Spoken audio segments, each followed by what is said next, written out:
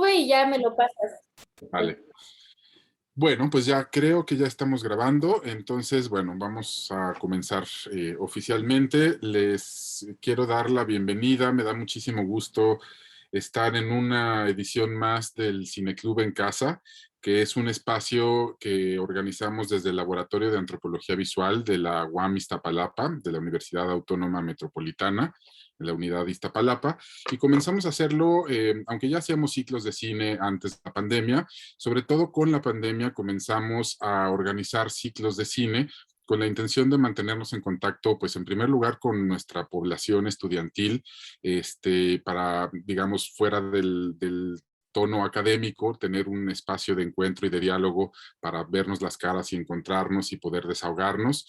Eh, y bueno, y en realidad ha trascendido un poco esta finalidad, no solamente tenemos público de nuestros estudiantil, de nuestra universidad, sino que se nos ha ido sumando gente de diferentes países, de diferentes estados de la República. Tenemos ya un público cautivo que ha estado en casi todos los ciclos y bueno, también sigue sumándose gente nueva cada vez, hay rostros nuevos, también muchos rostros amigos por aquí, les mando saludos, les doy las gracias por acompañarnos.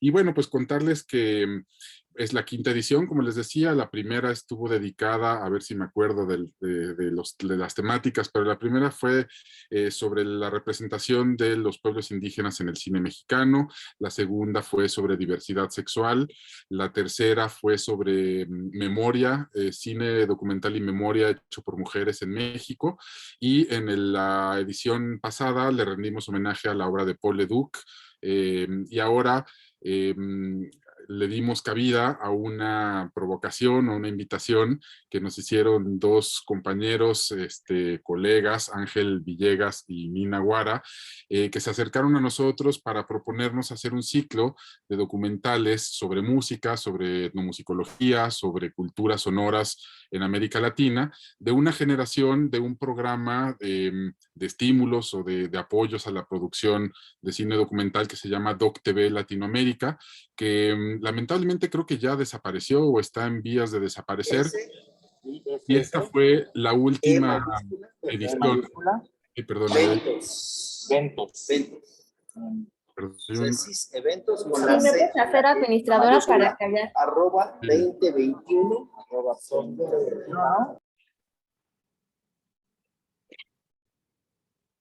Listo. Listo, gracias, perdón. Entonces, les decía que esta fue la última generación de este programa de estímulos a la producción de documentales que llevaba en cada edición un título, una temática, y en esta ocasión era la música. Entonces se hicieron, me parece, alrededor de 16 documentales en diferentes países de América Latina, a lo mejor me equivoco con el número, pero bueno, más de una decena. Y bueno, nos dimos a la difícil tarea de seleccionar una pequeña muestra de 4 documentales que son los que vamos a estar presentando y discutiendo en este cineclub a partir del día de hoy y en los siguientes 4 miércoles del mes de septiembre y de octubre. Y cada uno de estos ciclos, digo, de estas sesiones, va a estar acompañada por los realizadores de los documentales, y por especialistas invitados que nos van a dar un comentario sobre la película, sobre la temática, sobre el contexto de la realización. Y bueno, pues además bueno, nos acompaña Juan Carlos Lucas, el director de la primera película que vamos a discutir en esta ocasión, que es La afinación del diablo, un documental paraguayo. Él, Juan Carlos, es de Paraguay. Ahora nos contará él un poco sobre su trayectoria y sobre cómo inició el proyecto. Y vamos a tener el honor de tener el comentario de Samuel Larson Guerra, que es sonidista, especialista en temas sonoros en el cine, es autor de uno de los libros, yo creo que más socorridos en la formación de estudiantes de cine sobre sonido, que se llama, Samuel, si mal no recuerdo, El sonido en el cine o algo así muy simple. Pensar el sonido. Pensar el sonido. un título, bueno, muy sencillo, pero muy sugerente. Entonces, bueno, Samuel nos va a ayudar a pensar el sonido a propósito de la película de Juan Carlos. Y quiero nada más, bueno, agradecer y presentarles a Carla Ballesteros y a Aymara Larson. Carla es la actual responsable del Laboratorio de Antropología Visual. Aymara es nuestra asistente. Entonces, ellas van a estar al pendiente de toda la comunicación y de toda la dinámica. Entonces, Carla, te cedo la palabra para que nos cuentes un poquito la dinámica de esta sesión y también para quienes nos acompañan por primera vez, cómo va a funcionar el tema de los links, la comunicación para todo el ciclo. Ok, sí, bueno, pues muchísimas gracias, bienvenidos y bienvenidas. Y pues también agradezco mucho a los que están repitiendo y que tenemos ya un público que constantemente está con nosotros. Y bueno, lo único que agregaría es que les mandamos un formulario e inmediatamente después de que llenan ese formulario, yo les estoy enviando por única vez las ligas de todas las películas para que las tengan. Y también ahí viene la clave Zoom, que bueno, ahora ya la tienen, pero sí es importante que nos ayuden a contestar el formulario porque pues también justo con ese banco de datos nosotros podemos seguir invitándonos. Y bueno, pues la dinámica del día de hoy es... primero nos va a platicar Juan Carlos sobre su película y después Samuel le hará también comentarios y posteriormente nosotros abrimos los micrófonos, ustedes pueden levantar la mano para tener algún comentario o pregunta o bien la pueden escribir en el chat y nosotras, tanto Aymara como yo, podemos leerlas. Entonces, pues también lo que sí es importante es que lo grabamos y también posteriormente lo subimos al YouTube. No estamos haciendo en vivos, pero sí en menos de 24 horas lo encuentran en nuestro canal del Lab Wami y ahí en el canal de YouTube. Y bueno, ahí los pueden encontrar. Y pues bienvenidos y bienvenidas, adelante. Ya, no tenía el micrófono. Me gustaría comenzar mostrando el tráiler de La Afinación del Diablo para que quienes no la vieron por alguna razón, pues puedan familiarizarse con el estilo, con el tono de este documental tan singular, este thriller documental que tiene eso, una combinación de géneros muy peculiar, muy singular. Entonces, y bueno, y si ya la vieron, pues para que, y no vieron el tráiler, pues para que lo conozcan y para que todos nos empapemos un poquito de la película antes de comenzar la discusión. Entonces, déjenme ver, denme un segundito, que no estaba del todo preparado, pero...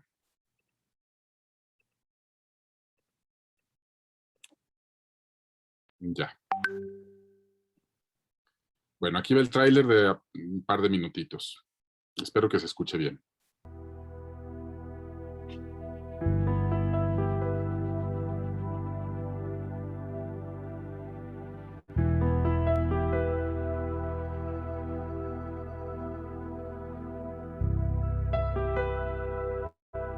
Ulqua sehi kaisa mio ba esa bra pesa ambopu ba esa upiva la pesa ambopu se amaba la sembo e hareno iguaya vea senya iguaya aí porque va ore ko ila itura da ai ambopu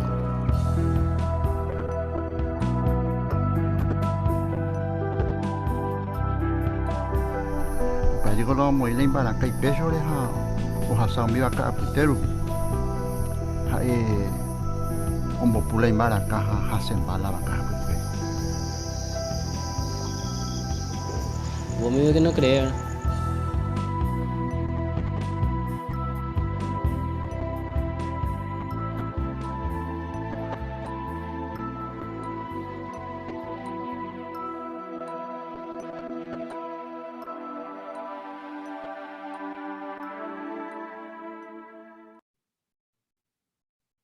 Bueno, pues como podrán haber visto, es un documental thriller, decía hace rato, que tiene características muy peculiares. Todo sucede prácticamente de noche, ¿no? Todo está rodeado de un halo de enigma, de misterio. Hay un dispositivo muy claramente construido, ¿no? Que es un discípulo, ¿no? De grandes músicos que va en busca del misterio, ¿no? De dónde viene esta técnica tan particular de la llamada la afinación del diablo o el transportado, ¿no? Pero me gustaría, Juan Carlos, que nos platiques un poco de la historia de este proyecto, porque no es una historia, digamos, convencional, ¿no? Que no se cuenta tampoco recurriendo a los estilos clásicos del cine documental. Entonces, bueno, por un lado, ¿cómo llegaste al tema? Y por otro lado, ¿cómo tomaste la decisión de narrarlo de esta manera? Así, en líneas generales, para después escuchar el comentario de Samuel y seguir conversando entre todos. Pero muchas gracias, Juan Carlos, por permitirnos compartir y discutir tu trabajo. Gracias a vos, Antonio. Gracias al Departamento de Antropología y al Laboratorio de Antropología Visual de la UAM por esta invitación. Me encanta la propuesta que tienen, que están realizando hace tiempo. Bueno, y realmente un honor que puedan estar, digámosle, con el invitado, con Samuel, que conoce de sonido. Estoy muy interesado también en conocer un poco sobre sus análisis. Es algo que me apasiona mucho, la música, también la exploración del sonido. En un principio, esto, digámosle que para mí nace realmente por el amor por la música. Y bueno, esto entre varias trabajos e investigaciones que uno tiene y lo deja en el tintero, este trabajo empezó a tomar mucho más vuelo cuando justamente la intriga que me daba de conocer un poco más sobre qué significaba la afinación del diablo. En Paraguay, digamos, hay muy pocas investigaciones teóricas sobre esto, a diferencia de otros países por ahí que tienen, en el caso de universidades o conservatorios, hay más acabados son los trabajos de investigación. Entonces, bueno, me tocó un poco hacer esta investigación y me encuentro con esta situación donde había alguien enigmático que le había enseñado y que aparentemente había hecho un pacto con el diablo. Y sonaba muy irreal, ¿no? Todo. Y este documental es la síntesis, en realidad, de mi experiencia, más allá del dispositivo. Nosotros lo vivimos de esa manera con Juan Vera, ¿no? Había una cuestión de escepticismo sobre todas estas cuestiones, pero había un manejo de información muy básica, académica, de lo que era la afinación del diablo, los cambios de notas, la forma de ejecutar, ¿no? Y nos fuimos a la ciudad y poco a poco nos íbamos enterando un poquito de acá, un poquito de allá sobre las informaciones de quién era Peloncho, ¿no? Esta historia, digámosle, así como está contada, termina o comienza, creo yo, con la revelación de conocerlo a quien estuvo al lado de Peloncho, ¿no? Que nos parecía una historia muy, o sea, en serio lo conociste, era como el testimonio en carne propia, ¿no? De quien tocó junto a él, ¿no? Y digámosle que particularmente es una historia que tiene o sea, a mí por lo menos me genera un cambio en las perspectivas de cómo mirar no solamente al cine, sino a la vida misma, ¿no? Hay algo que me hizo cambiar, digámosle, en cuanto a la mirada espiritual sobre las cosas y la relación tan fuerte que tiene la música, el sonido, y cómo puede cambiar a las personas también, como hay gente que estudia la musicoterapia, ¿no? La afinación del diablo, en síntesis, es un poco las vivencias que tuvimos con Juan sobre esta intriga que era Peloncho, ¿no?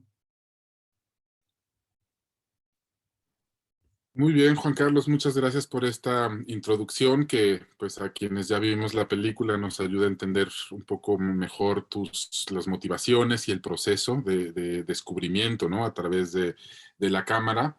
Y bueno, digo, yo tengo un chorro de cosas que me gustaría comentar, pero me las voy a aguantar para un momento posterior. Quisiera ahora darle la palabra a Samuel Arson y les platico brevemente. Que yo en cuanto vi la película y en cuanto vi que se trataba sobre el tema de la afinación, inmediatamente pensé en invitar a Samuel, porque Samuel es autor de un texto que incluimos en un libro que coordiné yo junto con una colega, Ana Lidia Domínguez, que nos va a acompañar como comentarista en un par de sesiones, y es un libro sobre los sentidos, se llama La dimensión sensorial de la cultura, y ahí Samuel hizo un texto, escribió un texto que se llama la descorporalización de la música y el oído temperado, y es una especie de historia de la afinación, dando cuenta de cómo la afinación, los sistemas de afinación son después de todo productos culturales y socialmente construidos, y que no hay tal cosa como una objetividad o una buena o una mala afinación, sino nuestro oído se va educando y haciendo a ciertos sonidos y a ciertas melodías, ¿no? Entonces me pareció por demás sugerente y pertinente invitar a Samuel a comentar este trabajo, y pues Samuel, adelante, todo tuyo el micrófono. Muchísimas gracias, Antonio, y gracias al laboratorio por esta invitación. Y bueno, me da mucho gusto y me dio mucho gusto cuando vi el documental ver que estas afinaciones, esta afinación del diablo tenía que ver con la guitarra, porque más allá de mi pasión y mi interés por el sonido y por la música, mi instrumento es la guitarra, ¿no? Entonces, me interesó mucho como guitarrista, también porque justamente no se trata justamente de una... Y para mí sería quizá lo más relevante o lo más interesante del documental, es esta innovación, esta aportación de un músico popular que justo, ¿no? Como bien lo presenta Toño como un thriller, ¿no? Documental, ¿no? Y el misterio de este personaje, y también lo que mencionó Juan Carlos, ¿no? Acerca de lo mágico, de lo místico que tiene la música. Yo primero lo que más destacaría es la creatividad, digamos, del ingenio o del genio popular, ¿no? En este caso de un músico, que igual más adelante podría precisar, digamos, algunos detalles de lo que yo considero, digamos, tiene que ver con su aportación específica, justamente a partir de un desconocimiento de los elementos formales de la tradición musical y de la afinación, por ejemplo, resuelve y aporta algo un poco a partir, por decirlo así, de su propia ignorancia. En ese sentido, yo recalcaría, digamos, el valor justamente de lo espontáneo, de lo no estandarizado, de la heterodoxia, ¿no? Que muchas veces encontramos justamente en las manifestaciones de la cultura popular, ¿no? Porque muchas veces el hecho de pertenecer a segmentos de la sociedad donde sí somos escolarizados, donde vamos a una escuela y aprendemos, de pronto también nos estandariza, ¿no? Y de pronto es más difícil a veces que surjan este tipo de soluciones, de aportes, dado que pues ya te dijeron cómo son las cosas, ¿no? Tú ya sabes, bueno, entonces de pronto es más difícil, ¿no? Desde una educación, por ejemplo, guitarrística clásica, hacer algo similar a lo que hizo Peloncho.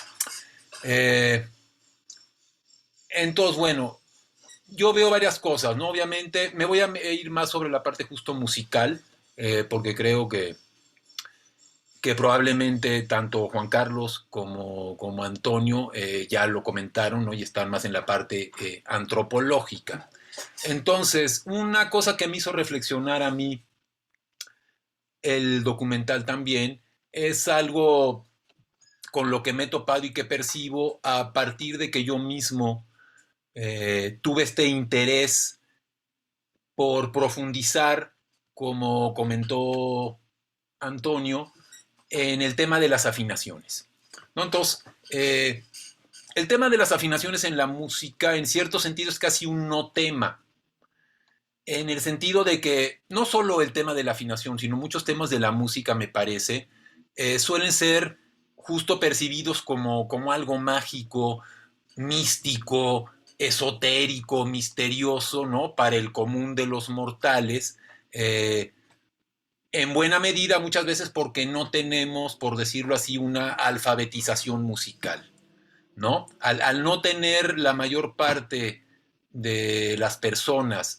excepto aquellos que tuvimos, ¿no?, la posibilidad de tener mayores estudios musicales, un conocimiento de muchos aspectos, además me parece que es algo que está presente en el documental, ¿no? Cuando justamente el que es como el detective, ¿no? Que va buscando a los personajes, investigando, él mismo manifiesta su escepticismo y dice, no, algo así como esto de la música, ¿no? Pues si son notas, acordes, no hay ningún misterio, ¿no? Que concuerdo, digamos, en una parte con él, aunque por otro lado me parece que toda esa parte más técnica, que tendrá que ver con las bases físicas y fisiológicas, perceptivas de la música, eso no le quita el poder, ¿no?, expresivo, y de influir en las personas que tiene la música. Abordando el tema del documental en tanto thriller, me parece que hay una cosa ahí curiosa, y es que el thriller al final nunca nos informa realmente de cuál es la afinación del diablo, ¿no? Yo tengo mi propia interpretación, en buena medida gracias a que soy guitarrista, entonces me parece entender por dónde va la afinación del diablo. Por otro lado, también hay un aspecto en términos de esta investigación, donde sí se nos da una información muy precisa acerca de uno de los elementos que estarían presentes en esta búsqueda del personaje original, ¿no? Que es el tema del rasgueo. Cuando se dice, ¿no?, el rasgueo, ¿no?, de esta música tiene 5 movimientos, ¿no?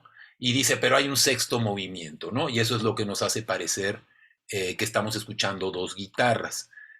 También está presente en el documental esta motivación, al parecer original, del personaje, de que escuchaba una música, pero sin haber presenciado, ¿no?, a los músicos tocándola. Y que cuando tiene la oportunidad de hacerlo se da cuenta de que además de la guitarra que puntea hay un arpa también, ¿no? Pero ahí un poco vuelvo a esto que decía al principio, como a veces el no saber algo nos hace tomar caminos inusitados y que llevan a soluciones que a veces desde una percepción, ¿no?, más ortodoxa, más estandarizada de cualquier, ¿no?, de cualquier disciplina o de cualquier temática, de pronto nos conlleva, ¿no?, estar más un poco en lo mismo que todos los demás, ¿no? Entonces, aquí mi lectura es que hay un personaje que escucha algo y dice, lo quiero hacer yo solito en mi guitarra, y no tiene todavía claramente la percepción de exactamente qué es lo que está intentando imitar. Y entonces desarrolla esta nueva propuesta, esta técnica, y hace algo que en principio no se debe hacer, ¿no? La guitarra se afina de cierta manera justamente porque es una guitarra europea, con trastes, que divide ya la octava en tonos y semitonos específicos, es decir, la guitarra española, como la conocemos, es una guitarra temperada. Por lo tanto, en este sentido, la afinación del diablo no se sale realmente de la afinación occidental. Lo que cambia es la afinación de la guitarra para poder tocarla de otra manera. Para aquellos que ya vieron el documental o aquellos que lo vean y les interese este motivo, y luego, si buscan videos, que yo encontré varios, de Efrén Echeverría, que es el personaje mayor que aparece tocando la guitarra, ¿no? el que le hace falta una pierna.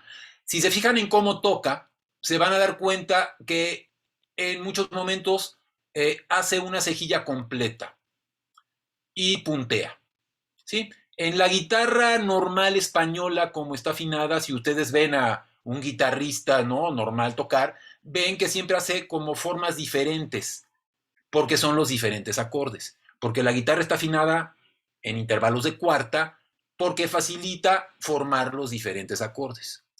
Entonces, esto que a su vez nos informan en el documental se llama el estilo transportado.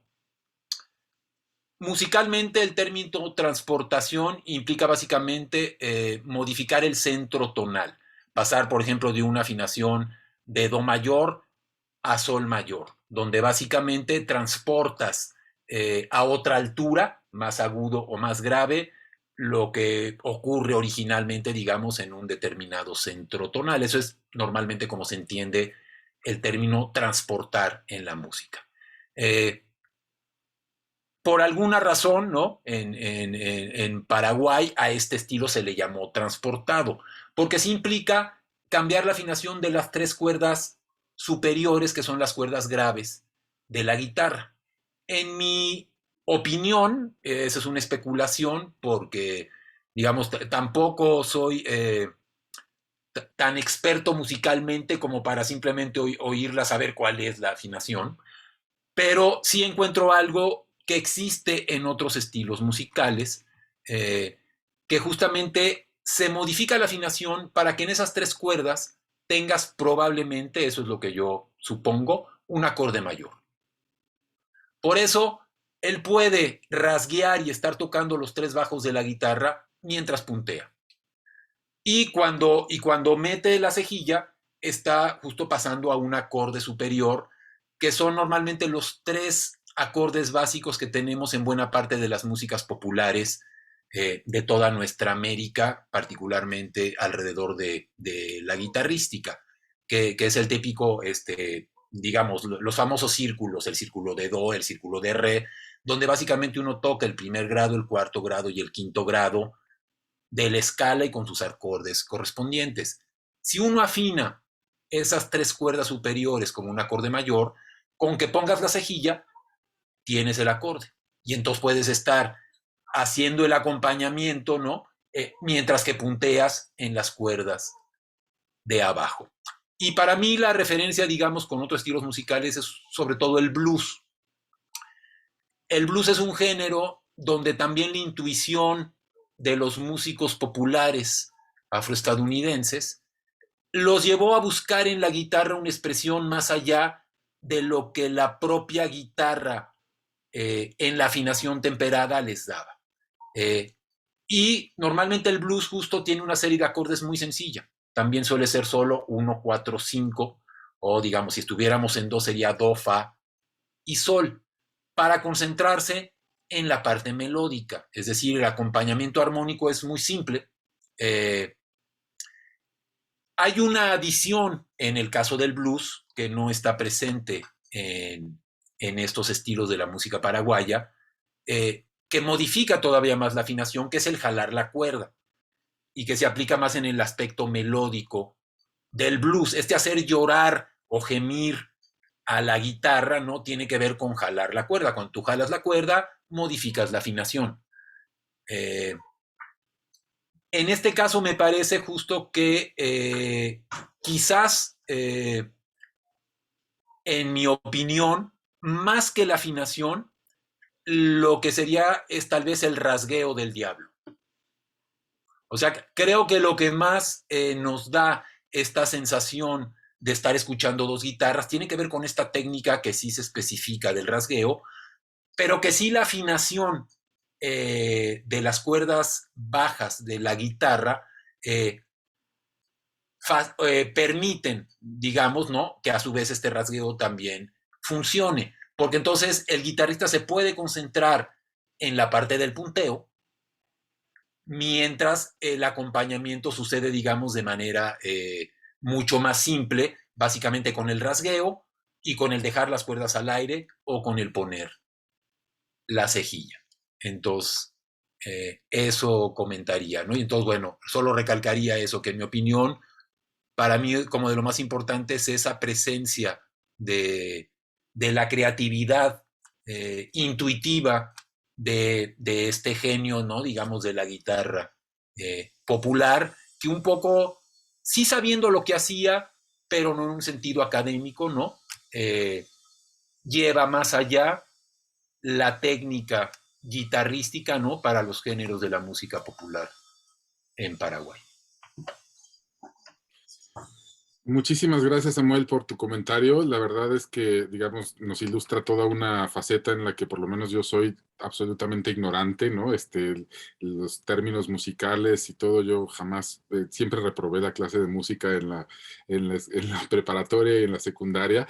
Pero según yo, esto que dices que no nos revela el secreto, según yo venía el secreto más o menos revelado cuando este personaje al que llegamos casi al final, que sí conoció a Peloncho, relata que el secreto está en la sexta vuelta, ¿no? En la afinación de las últimas cuerdas, o sea, que en lugar de 5 son 6 y que ese es básicamente como el secreto.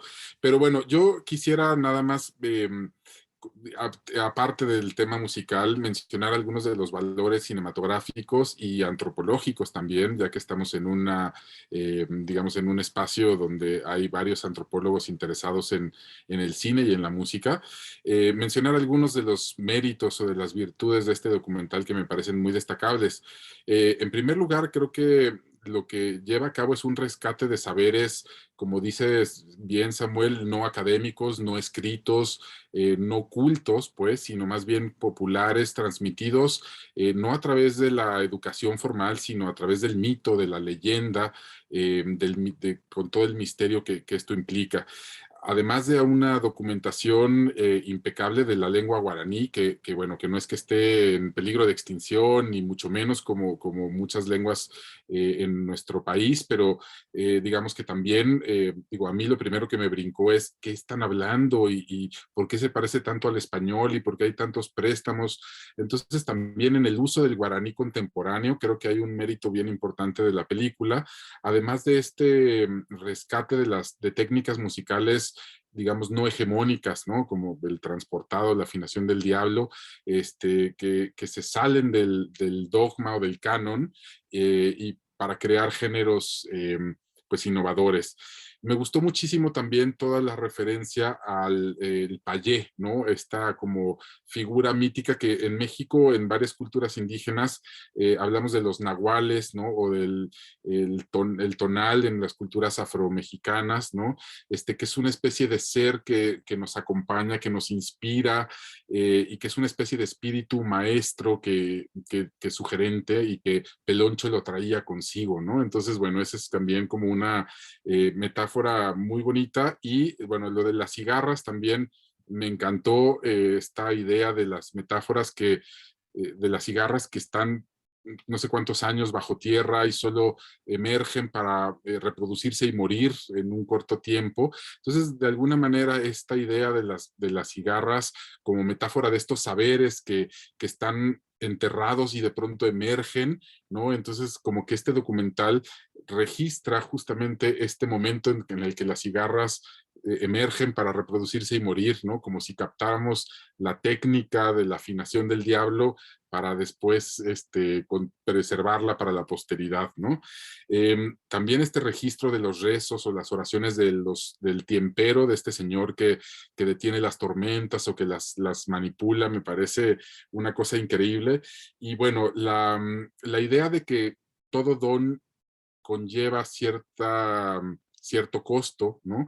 Que en este caso parece sugerirse en el hecho de que tanto Peloncho como se me olvidó el nombre del maestro de Juan, y Juan mismo, tienen una discapacidad, de alguna manera como un costo de tener el don, ¿no? Entonces, digo, ahí hay como una imagen muy curiosa que me llamó mucho la atención.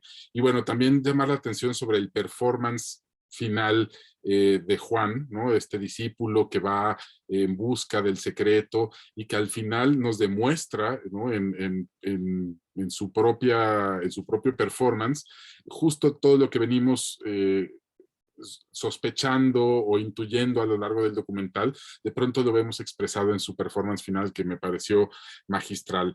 Y bueno, también un gran reto es el hecho de tomar como dispositivo narrativo a un personaje ausente, a un personaje que nunca vemos, que nunca conocemos. Entonces, ¿cómo se construye y se desarrolla un personaje que jamás la cámara va a poder enfocar y que todos hablan de él, pero nunca vemos, ¿no? Entonces, digo, estas son algunas cuestiones que a mí me llamaron muchísimo la atención. Y bueno, Juan Carlos, te damos la palabra un poco para que reacciones al comentario de Samuel, a esto que acabo de decir, y después abramos las preguntas al público.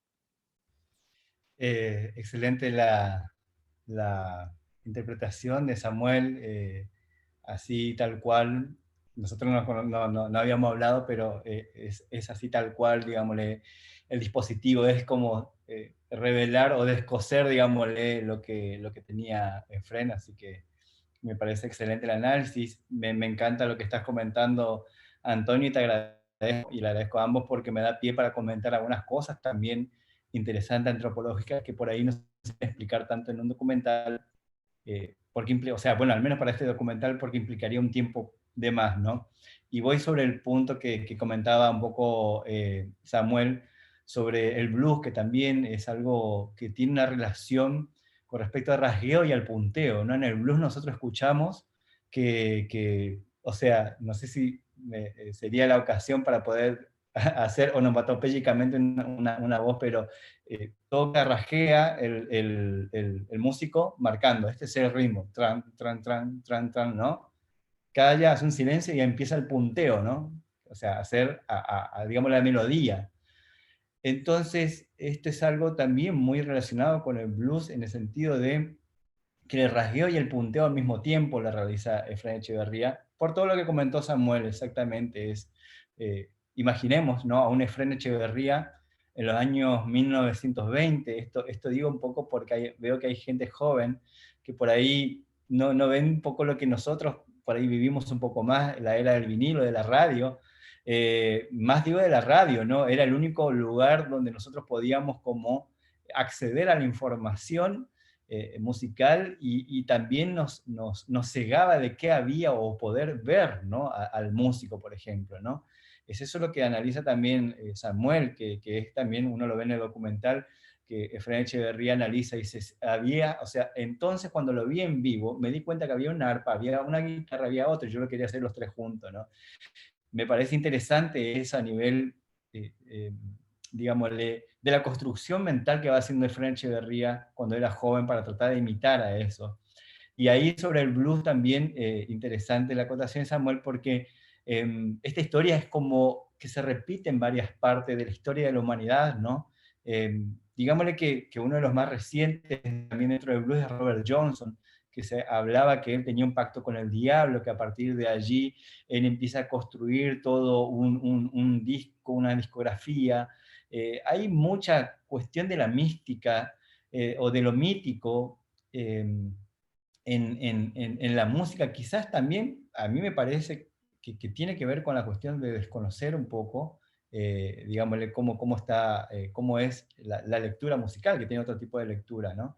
Entonces uno como que construye ciertas cosas, y ciertamente lo que decía Samuel, el rasgueo, es lo que acá, por ejemplo, lo que cuando lo veían a Efraín Echeverría, la gente lo miraba y decía, ese señor tiene a alguien que lo está acompañando, porque no puede ser que suene así, ¿no? O sea, él tiene a un espíritu que le está acompañando, ¿no? Y por otro lado, rescatar un poco lo que decía Tony, que me da pie a algo importantísimo en nuestra cultura de Paraguay, que es el idioma guaraní. El idioma guaraní y la relación con la música de Fren Echeverría, que tiene que ver con la palabra onomatopéyico, ¿no? O sea, del sonido dentro de la palabra, ¿no?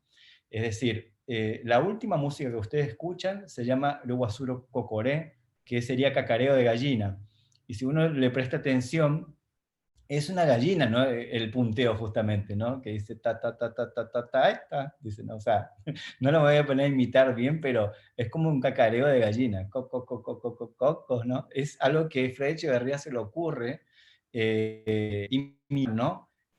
Y lo llama así, o sea, hay varias músicas onomatopéyicas que tiene Efren Echeverría, por ejemplo, también Yaguay Caré, que sería perro rengo, que también hace un sonido de un perrito como que le falta, o sea, la patita del medio se hace 4 notas y la última nota la hace como, no sé cómo llamarla, pero es como un punteo raro, ¿no?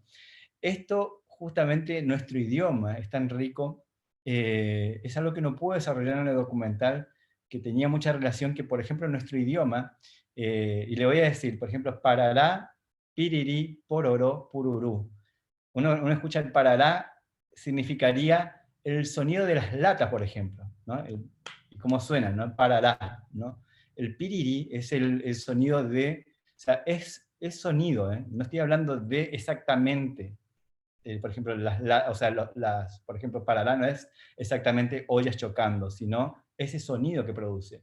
El pirirí es, por ejemplo, las pajas, ¿no? O hay un viento y el sonido suave, ¿no? Como que ese sonido, ¿no? Pororó le dicen acá cuando va brotando, por ejemplo, no sé, el maíz para comer. Acá, bueno, pororó le decimos, también le dicen pochoclo en la Argentina. Y Palomitas, por en ejemplo, México. En México les decimos palomitas. palomitas también, claro, palomitas.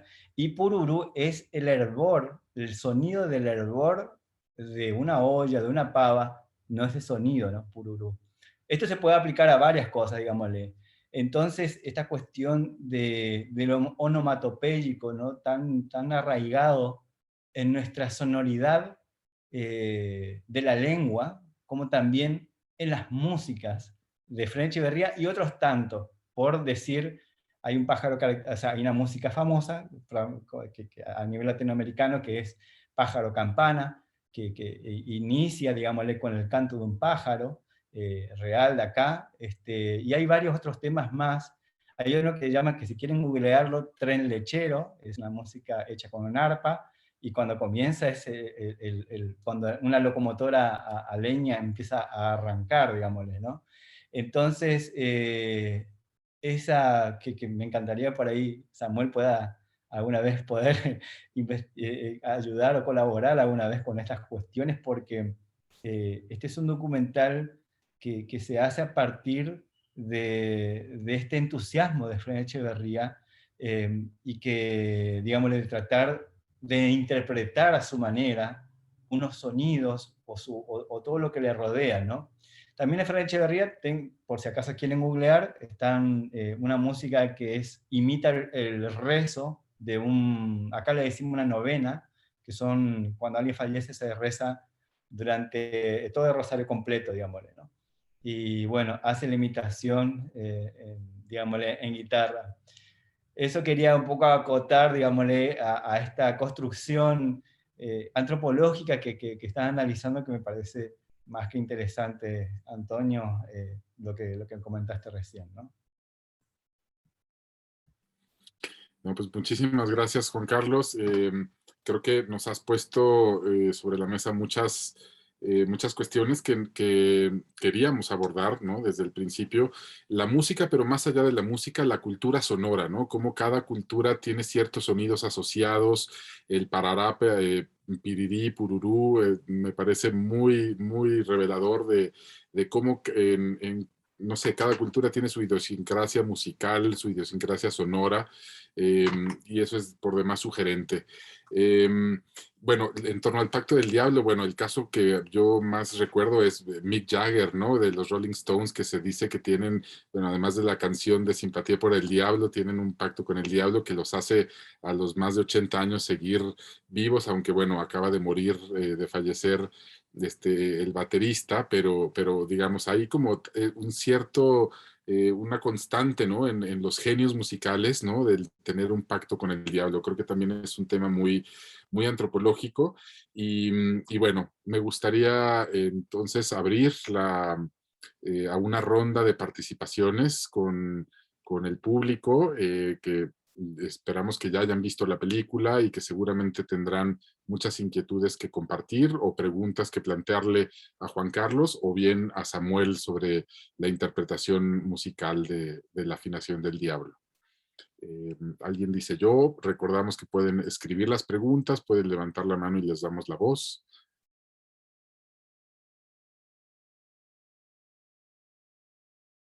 Sandra Montserrat, adelante.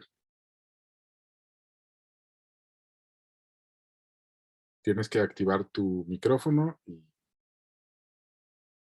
Volvernos a encontrar otra por acá. Hola, ¿ya me escuchan? Sí, un poquito entrecortada, pero adelante, arráncate y te cachamos. Bueno, voy a apagar la cámara para que no consuma tantos datos. Bueno, les decía que me da mucho gusto que me hayan invitado otra vez y bueno, está increíble por hacer este tipo de obras. Y bueno, pues hay muchos temas que encuentro, pero finalmente me voy a ir a uno que me llamó mucho la atención y me gustaría quizás podamos hacer un comparativo aquí con algo que pasa en México, ¿no? Este tema del payé, de ellos no pueden estar solos, un espíritu los acompaña, me llamó muchísimo la atención, es un tema muy, muy interesante para mí. Y a mí me recordó mucho algo que ocurre aquí en México con el son jarocho. Hay un son que se llama el buscapiés. Ese son se toca en la madrugada y es justamente porque pues antes no había luz así unidades y entonces tocaban ese son para espantar al diablo, porque resulta que con las lámparas en la noche dicen que empezaban a aparecerse en el fandango en las tarimas, patas de diablo, patas de cabra. Entonces empezaban a tocar el son del buscapiés para alejar, explicaron muy bien qué pasó. Y bueno, pues evidentemente ya las cosas han cambiado, esos espíritus pues ya no aparecen necesariamente, pero pues quedó, ¿no? En la música popular pues esta forma de tocar, ¿no? Igualmente lo de las afinaciones, pues hay tantas afinaciones en el son jarocho, ¿no? En cada región todavía conserva afinaciones antiguas, van apareciendo otras, y pues justamente, ¿no? Esta herencia de la guitarra barroca, ¿no? Que se mezcló aquí con las comunidades originarias, con los marines, con los esclavos negros que venían, ¿no? De África. Y bueno, me gustó mucho esta parte del payé y me quería comentar esto, ¿no? Esta analogía con el son jarocho. ¿Qué otra cosa les quería comentar? Y bueno, igual hay otras leyendas por ahí, ¿no? Como de la mona, digo, habría un montón que hablar, ¿no? Sobre un estudio comparativo, ¿no? De etnomusicología. Y bueno, pero finalmente, algo que me llamó mucho también la atención del documental, y vamos para este tema como de la religión, pues justamente prácticamente, si mal no recuerdo, todas las escenas se grabaron de noche, ¿no? Me parece que era generar esta atmósfera, ¿no? De misterio, quizás hasta un poquito de miedo. Empecé a hacer pues estas ambivalencias, ¿no? Del día, de la noche, de lo bueno, de lo malo, ¿no? De lo sacro y lo profano que hay en este documental, ¿no? Y pues justamente como que empata muy bien, ¿no? El pensar en las atmósferas que se tienen que generar en el cine y el análisis antropológico, ¿no? Como un poco estructural ahí para poder... bueno, a mí se me ocurrieron esas cosas. Igual yo me debrayo porque me gusta mucho la música y bueno, el cine también le dieron aquí al clavo. Y bueno, pues yo dejaría por ahí estos comentarios. Se queda abierta como una puerta hacia la ritualidad, que también sería otro gran tema que podríamos desmenuzar. Pero bueno, es mucho. Hay muchas cosas que me gustaron del documental, pero bueno, voy a dejar esto por aquí, ¿no? Y bueno, otro apunte por ahí, ¿no? Este tema de los multiversos, creo que también me parece muy bonito que sea universal. Muchas gracias y bueno. Gracias, Sandra, por tu comentario. Ahora daremos espacio a Juan Carlos, a Samuel para que también respondan, pero vamos a leer una pregunta que hay en el chat. Le doy la palabra a Carla para que la lea y luego le damos la palabra a Jorge Maya, que levantó la mano.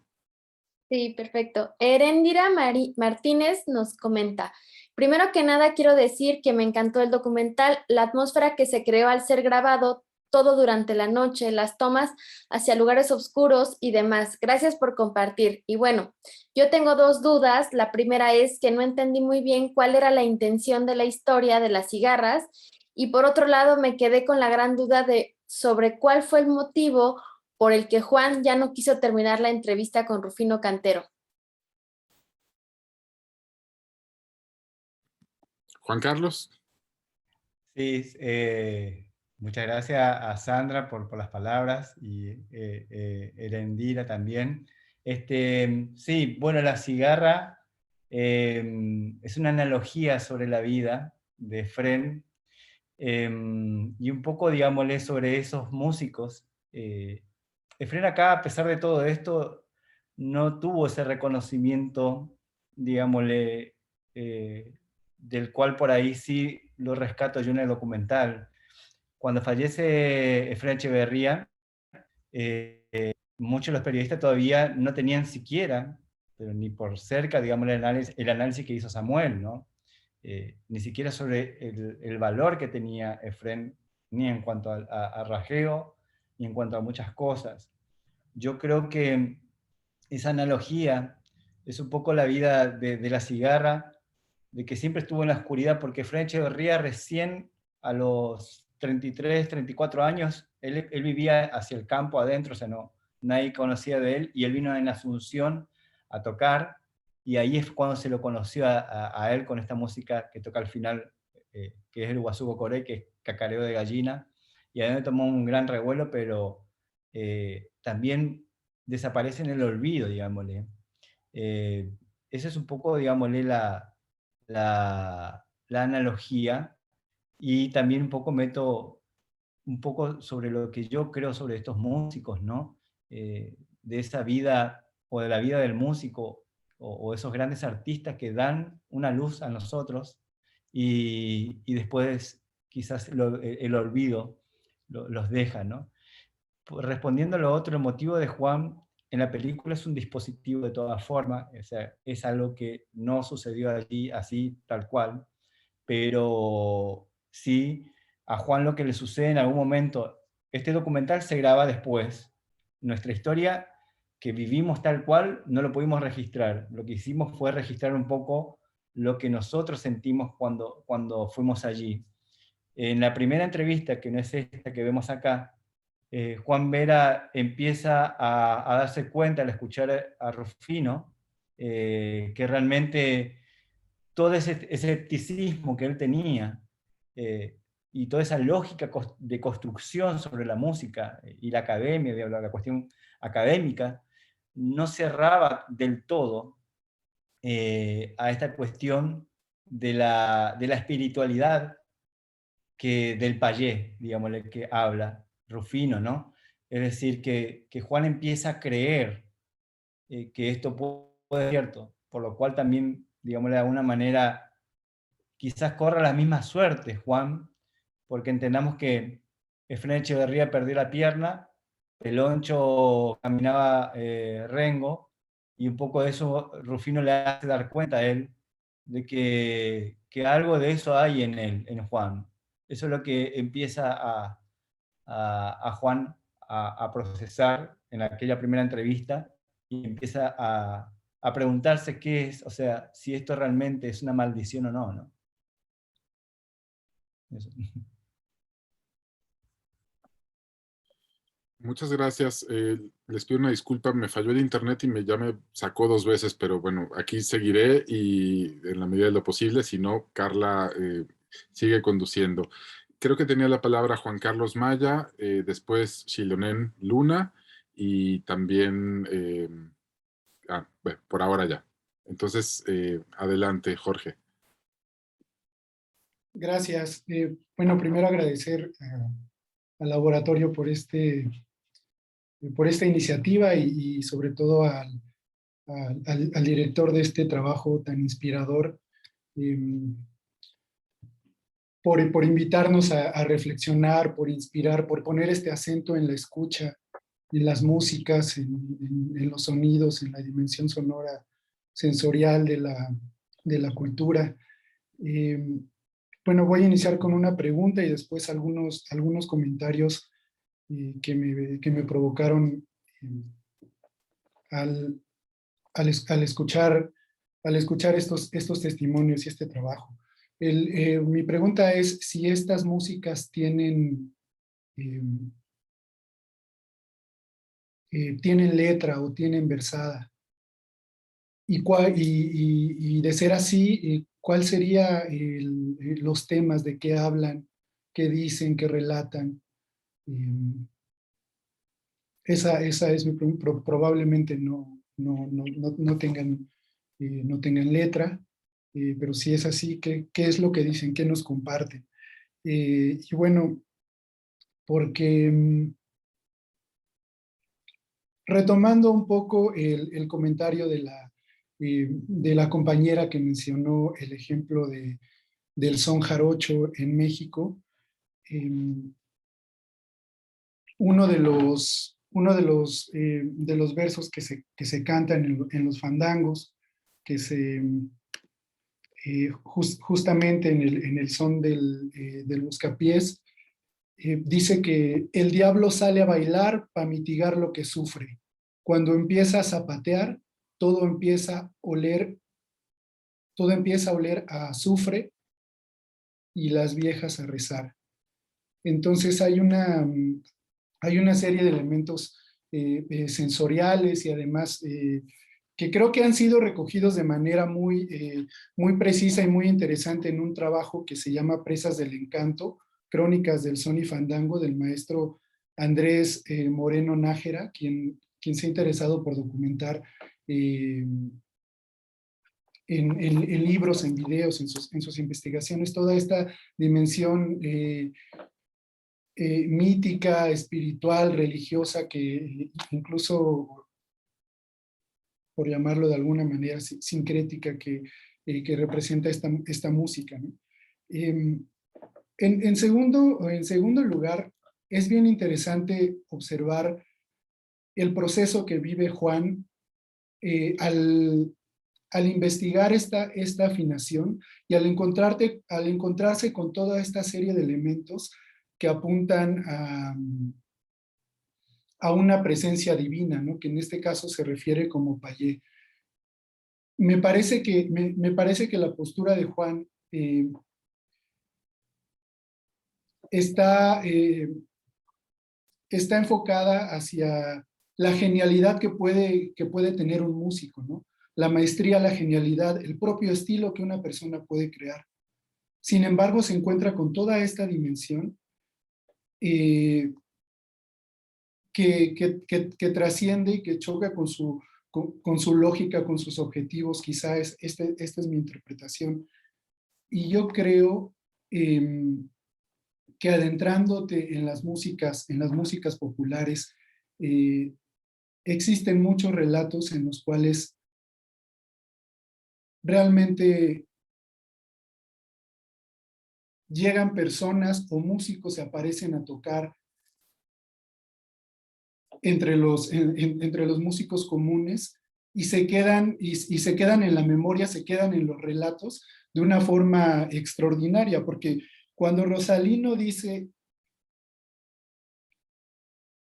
hacía feliz a la gente, todos cantaban y todos bailaban, yo no lo tomo de una forma tan, digamos, tan simple, porque en la mayor parte de las tocadas y de las músicas, la gente es feliz, canta y toca, pero la forma en la que Rosalino lo dice, y solo el hecho de mencionarlo, está refiriendo un momento, quizá un fenómeno, un momento de su memoria que es muy especial y que tiene que ver con otras energías. Creo que los músicos son portadores que abren y pueden abrir y cerrar portales de energía. Ya se ha mencionado aquí algunos músicos que se dice que tuvieron pactos con el diablo, quizá con lo divino. Yo recuerdo el caso del acordeón del diablo en Colombia, ¿no? O muchos otros, se va a encontrar en muchas tradiciones musicales del mundo, ¿no? Pensar en el diablo me parece muy curioso, ¿no? Y con esto voy a cerrar, porque cuando Rosalino dice que esa música y ese músico hacía llorar a las vacas, ya estamos hablando de otras dimensiones, ¿no? De esos otros portales que se abren, y esa capacidad de la música de comunicar y de es más, es algo que ni siquiera se puede expresar, que se puede expresar con palabras o racionalizar o poner en una escala musical o expresarlo con notas. Creo que es algo que va mucho más allá. En mi experiencia como etnógrafo, haciendo trabajo de campo entre pastores de camellos en el desierto del Thar, en Rajasthan, en la India, recopilé algunas músicas y relatos, y sobre todo el que me recordó este magnífico trabajo. Y justo cuando habla de hacía llorar a las vacas, se ponía la guitarra en el pecho y caminaba y hacía llorar a las vacas, me recordó los relatos que recogí de la música y las grabaciones de la música para curar a los camellos.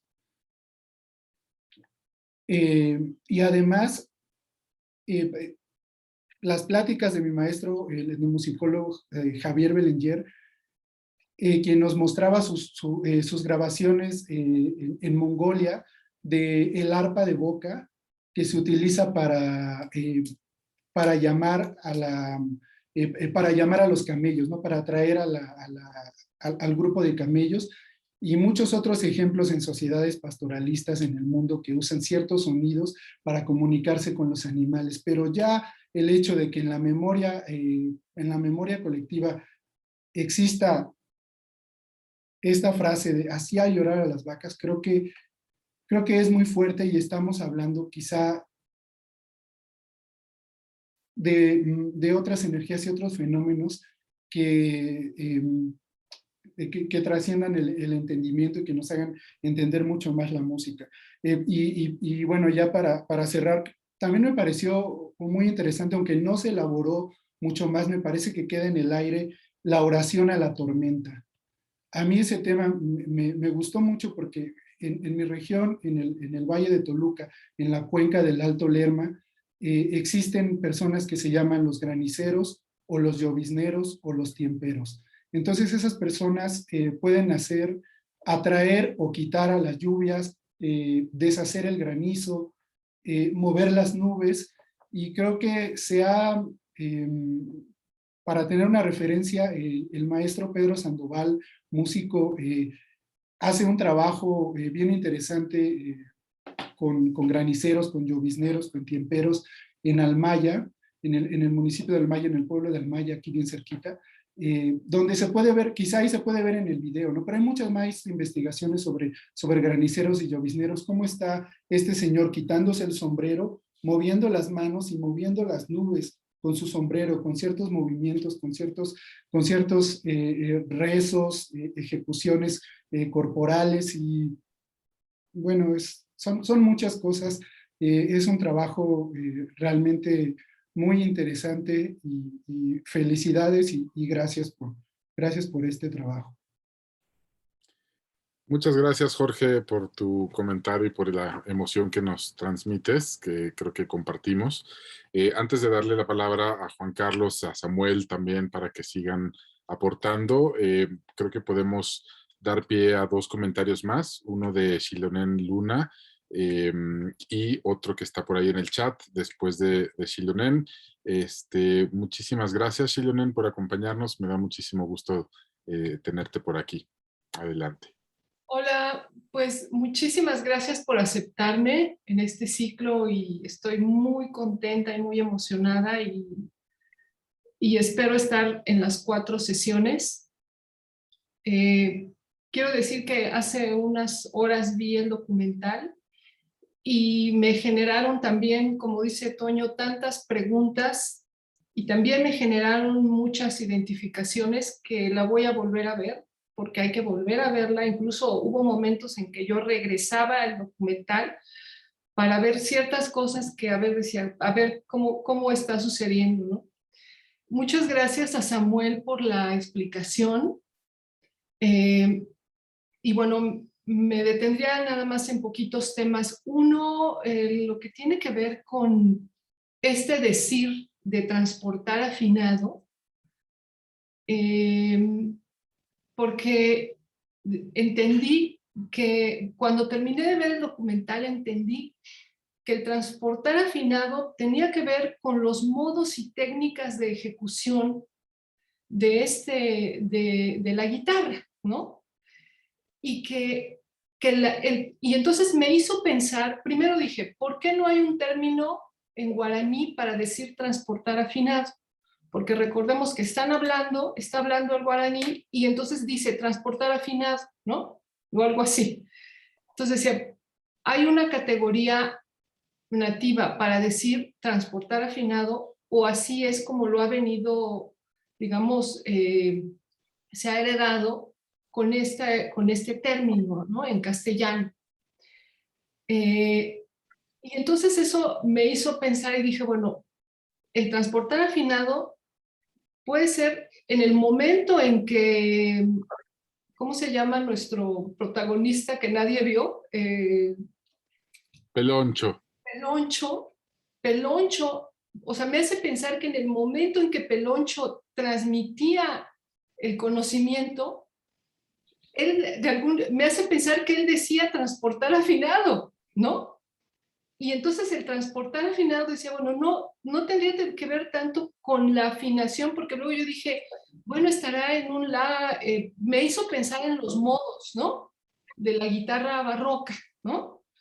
En los modos de la Edad Media. Entonces al principio pensé que tenía que ver con los modos de la afinación y que no estaba en el La 440, sino que qué tipo de afinación era. Y luego dije, bueno, ¿será que él, cuando lo explicaba, decía el término? Y porque era una manera en que él explicaba ese modo y la técnica de ejecución, aparte de todo lo que ustedes estaban diciendo, jalar la cuerda, ¿no? Como lo explicó Juan mismo, el protagonista, ya al final, cuando dice, bueno, Juan nos dice que Juan devela el secreto, ¿no? Que también eso fue muy revelador. Y bueno, y toda esta escucha vinculada al payé, ¿no?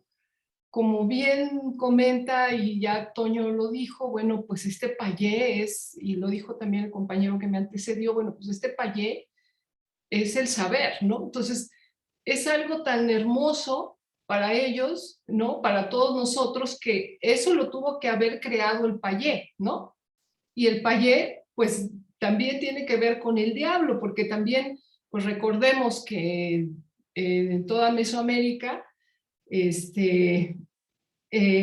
sus latitudes más allá, bueno, pues el diablo también es una expresión cristiana del diablo para denominar a otras deidades originarias, ¿no?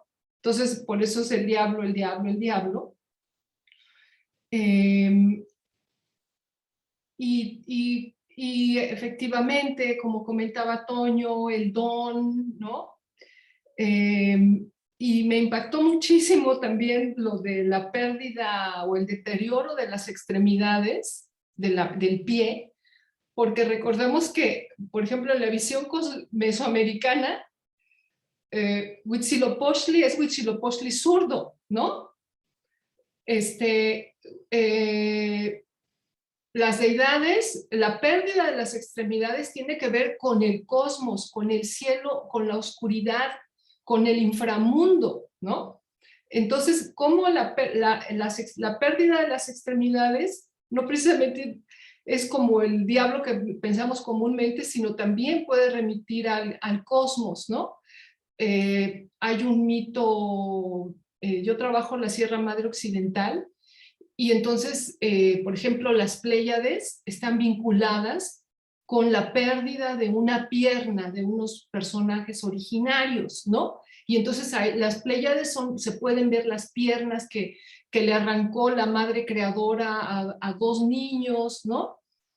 Entonces, y vemos que esto tiene que ver con la luz y la oscuridad, ¿no? Entonces, bueno, eso me generó casi me explotaba así como la cabeza y dice, a ver, ¿qué está pasando? Pero ¿por qué están metiendo a la chicharra, ¿no? La cigarra, ¿no? O sea, la chicharra, pues también en los pueblos de México, la chicharra es quien generó el sonido, ¿sí? Es la creadora del sonido, ¿no? Del sonido, las deidades pusieron a la chicharra porque la chicharra creó el mundo de los sonidos, ¿no? Entonces, pues también me gustaría preguntarle a Juan cómo, o sea, si la chicharra tendría, hay algo en la cosmovisión guaraní que tenga que ver con la chicharra, porque, o sea, la chicharra tiene un papel muy importante, ¿no? Como animalito, como deidad creadora, y además, y esto también lo que comentan de llorar las vacas, ¿no? De que lloran las vacas, de lloran los animales, pues es que en la sierra, en las planicies, etcétera, igual, ¿no? Está el dueño de los animales, ¿no? Entonces, estos seres como Payé, pues es el dueño de los animales y tiene, en realidad, para las deidades, los humanos no somos los dueños, ¿no? Sino ellos son los dueños de los animales y bueno. Entonces, muchísimas felicidades y como comentaba, pues la voy a volver a ver y esto que comentan del desarrollo de la oscuridad, pues también fue muy acertado. Y bueno, yo trabajo en la Sierra Madre Occidental, estoy por ya terminar las correcciones de mi tesis sobre antropología auditiva y soy etnomusicóloga también. Entonces, bueno, pues estoy interesadísima. Muchas gracias.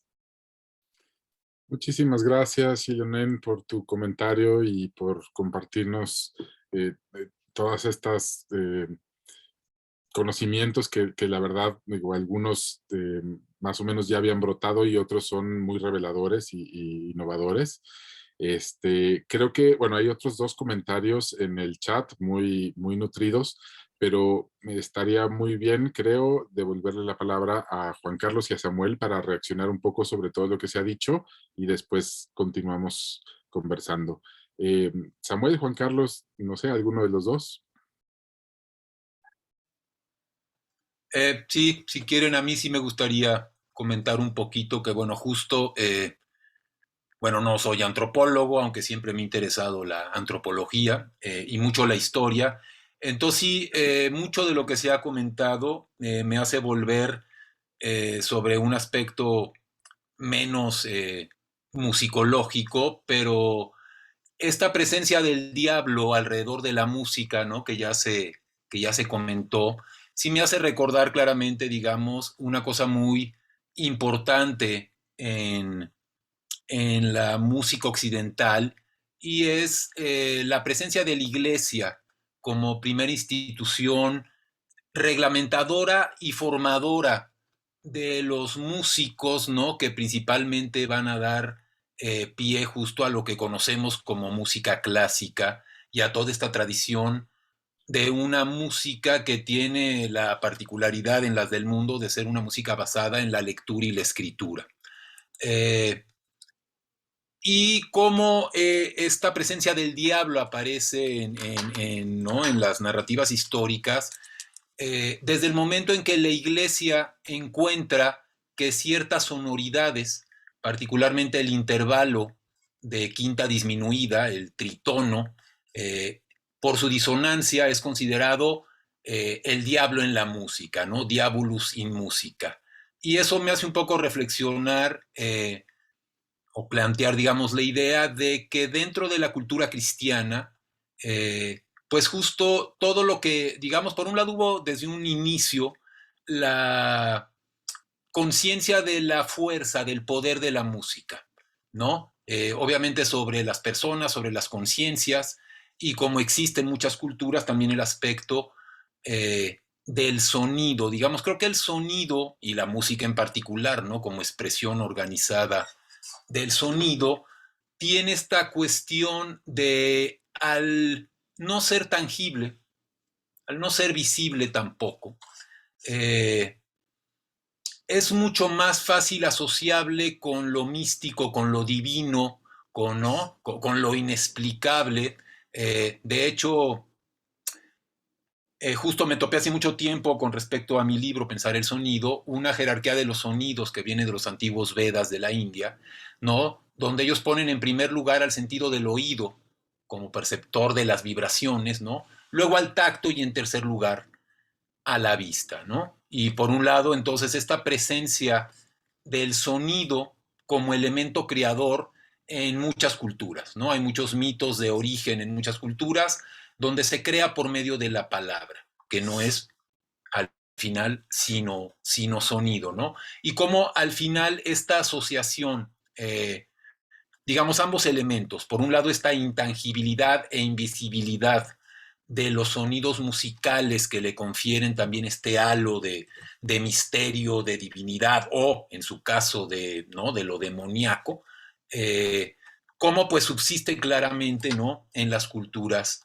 populares. Ahí recuerdo claramente, ¿no? la que para mí es la primera referencia que asocio claramente de un músico con el diablo, que es Paganini, ¿no? Paganini, que es este virtuoso del violín, como todos sabemos, y que marca una etapa del desarrollo de la música occidental, donde los músicos comienzan a poder independizarse, ya sea del control, ¿no? y del patronazgo necesario en esa época, de la iglesia o de una casa noble.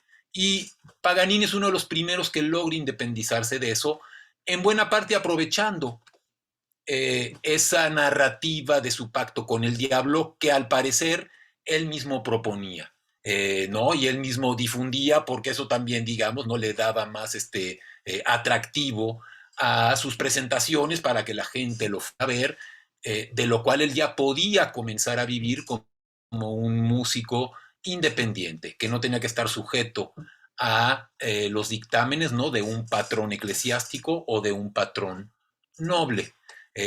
Luego eso obviamente va a seguir, ¿no? En diferentes aspectos. Se mencionó a Mick Jagger, ¿no? Me parece que Mick Jagger en ese sentido también sería como un sucesor de Paganini, que él mismo pues jugaba, ¿no? con esa idea del pacto con el diablo. Entonces, bueno, eso me parece, ¿no? súper interesante, y me parece que es una manera justamente en que veo, digamos, por un lado este aspecto de algo que muchas personas, ¿no? muchos sobre todo especialistas siempre han considerado, que es la importancia de la formación musical, ¿no? Tantas cosas que de pronto aprendemos en la escuela que luego se nos olvidan porque básicamente son datos, y que con respecto a la música mantiene, me parece, hasta épocas actuales, digamos, esa cuestión donde muchas veces, y justo me preguntaba, ¿no? ¿Por qué no existe por lo menos tan frecuente y tan intensamente este tipo de asociación en otro tipo de figuras artísticas de pactos con el diablo? ¿Por qué predomina, ¿no?, esta idea del pacto con el diablo más en músicos que en pintores, por ejemplo, ¿no? Y reflexionando a eso un poco, bueno, llego a esa conclusión, digamos, ¿no? Que me parece que este aspecto de la música, en tanto algo invisible e intangible, ¿no? Y eso en un mundo donde la mayor parte de las personas conocen la música, aprecian la música, pero son desconocedoras de la parte justo como más técnica, ¿no? De la propia producción y actividad musical. Y entonces es más fácil, ¿no? Como quedar justo maravillado que por otro lado, digamos, en mi caso, como alguien, pues, ¿no?, que sí toca un instrumento y que he estudiado aspectos teóricos de la música, no dejo de maravillarme por el poder, digamos, ¿no?, que tiene la música. Pero sí me hace, ¿no?, digamos, reflexionar en este aspecto de cómo la música siempre ha sido utilizada desde el poder, ¿no? Y por eso la iglesia, cuando encontraba aspectos de la música que quedaban como fuera de su control, tenía que ver con el diablo. Y un poco me parece, ¿no?, que muchas de estas apropiaciones populares y asociaciones, procesos de resistencia cultural, donde, la iglesia dice que es el diablo, pues sí es el diablo, ¿no? Pues que venga el diablo a bailar con nosotros, ¿no? Como esta manera, ¿no?, de a partir del conocimiento y de la narrativa popular, justamente sí apropiarse, ¿no?, y integrar estos aspectos, porque la música me parece que siempre está presente, ya sea como un elemento de dominio usado desde el poder o como un instrumento de resistencia y de rebeldía, ¿no?, desde lo popular. Muchísimas gracias, Samuel. Creo que es fascinante analizar el documental y todos los temas de la etnomusicología a la luz de esta oposición o dicotomía entre la hegemonía y la contrahegemonía, o el canon y la resistencia. Entonces me parece, pues eso, que nos dejas sobre la mesa temas interesantísimos. Juan Carlos, ¿quisieras comentar algo antes de dar también lectura a algunos comentarios que tenemos en el chat? No. Continuemos con la charla. Me parece más que interesante lo que comentó Jorge, Maya, Julián también, ¿no? Samuel, estoy aprendiendo bastante, me encanta lo que se está hablando. No sé si continuamos con las otras preguntas. También estoy en modo de alumno acá. Así Claro que que... sí. Aymara o Carla, ¿quisieran dar lectura a las preguntas? Vale, si quieren, comienzo con la de Stephanie. Samantha Santillán, muchas gracias por la oportunidad de poder estar aquí, conocer y participar en este espacio. El documental me gustó muchísimo, sobre todo la forma general. Ay, perdón, ya estoy leyendo. No, sí es el mismo, perdón. El documental me gustó muchísimo, sobre todo esta forma de generar el misterio que nunca se ve, que en el imaginario de cada uno se va armando. Grandiosa obra, Juan Carlos. Y leo la de Julio Chávez y luego le dejo a Aymara la otra porque sí son bastante largas. Julio, muchas gracias por la invitación, por compartir este espacio a quienes organizan y a Juan por compartirnos su trabajo. Felicidades. Está grandioso el documental. Me gustó mucho esta característica del misterio, incluso me hizo pensar que Peloncho y Efrén eran un mismo ser, así como Juan con el camarógrafo que tampoco se mira durante el documental. Me gustaría preguntarle a Juan Carlos si durante la entrevista alguno de los personajes le mencionó el porqué del nombre de dicha técnica transportado. Ya Samuel nos mencionó algo sobre lo que significa transportar en la música, pero más que nada el saber por qué se llamó de esta forma desde el punto de vista de aquellos que se entrevistaron o incluso a quienes se les ocurrió nombrarle de esta manera. Y bueno, dejo la segunda para Aymara, porque están muy largas ahora. Sí, hola. Sandra Montserrat Solana Torres nos dice, Creo que el payé de algún modo está presente en América Latina como una dualidad encarnada o pensada entre el cristianismo y la religiosidad de culturas originarias. Recuerdo también el caso en Brasil del Saci Pereré, un espíritu del bosque, o el caso de Besouro Preto, que era una especie de Robin Hood protegido por los orishas. Nadie podía matarlo hasta que descubren que puede ser muerto por la madera de ticum.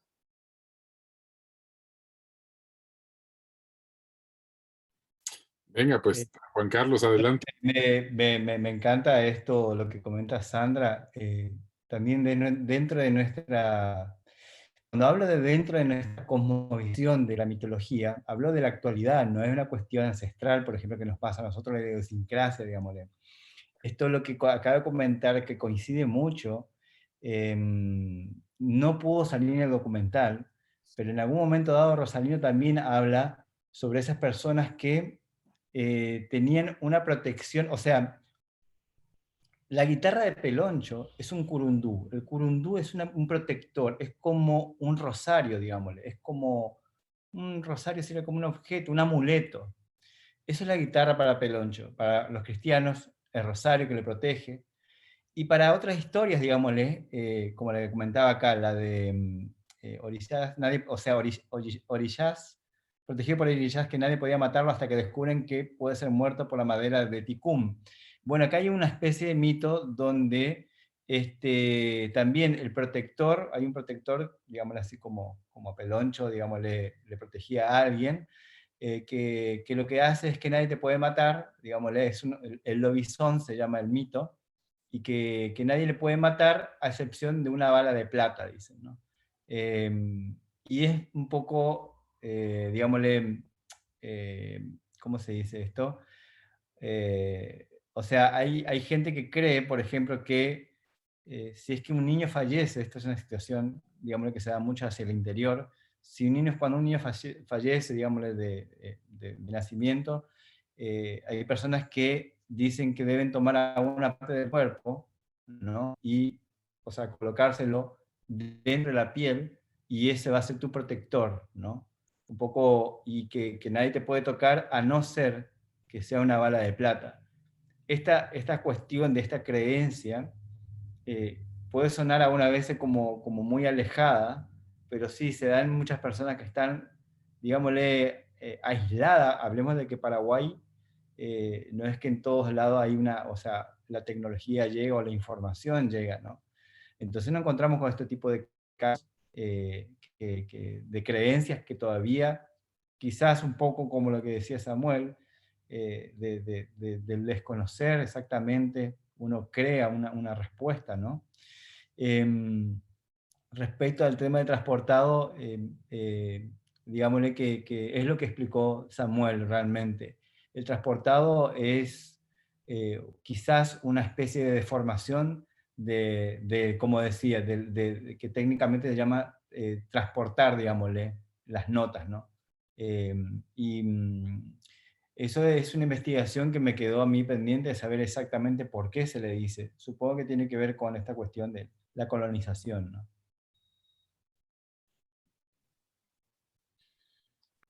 Pues fascinante todo lo que se ha comentado en términos del poder y los patrones culturales en relación con la música en este caso, pero cómo el poder, el colonialismo, las instituciones hegemónicas y en contraparte la resistencia, los movimientos contrahegemónicos han configurado y dado forma a nuestras culturas y a nuestra forma de percibir la música, el sonido. Me parece fascinante. Quisiera, no puedo dejar de preguntarle a Juan Carlos si tanto Efrén como Juan han visto ya la película y cuál fue su reacción, porque hubo, lo menciona la voz del narrador, que supongo eres tú mismo, momentos incómodos, ¿no? En las entrevistas y tal. Entonces, ¿cómo, digamos, cómo se subsanaron o cómo se asumieron esos momentos incómodos ya en un momento posterior cuando vieron la película terminada, ¿no? O sea, ¿cuál ha sido el impacto en los propios personajes de esta obra? Gracias, Antonio, por la pregunta. Realmente en ese momento, no sé si se recuerdan de la película, Efraín Echeverría siempre trata de eludir a la pregunta de quién era Peloncho, ¿no? Y en un principio le dice, no sé, no lo conozco. Y después dice, bueno, creo que...